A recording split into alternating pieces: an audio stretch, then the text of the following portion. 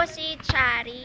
At ako naman po si Chan Chan. Kami po ay estudyante ng NSTP-CWTS San Pablo City Campus ng LSP USPCC. Kami po ay volunteer para sa community service dito po sa St. Martin de Porres Street Children. Homes.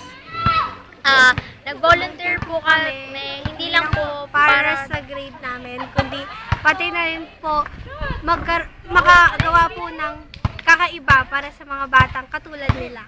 Opo, dahil po naiisip namin na yung mga katulad nila, hindi namin kapareho na gusto namin mabigyan sila ng atensyon, yung gusto namin maturuan sila ng lalo pang mas karunungan kasi yun po yung main point ng volunteer namin dito. At sobrang natutuwa po kami, sobrang nakaka-excite na sana po matularan po kami ng ibang mga estudyante o kaya yung mga ibang tao na ito po ay hindi po labag sa puso namin kundi sobrang saya po ng ginagawa namin. Yun lang po.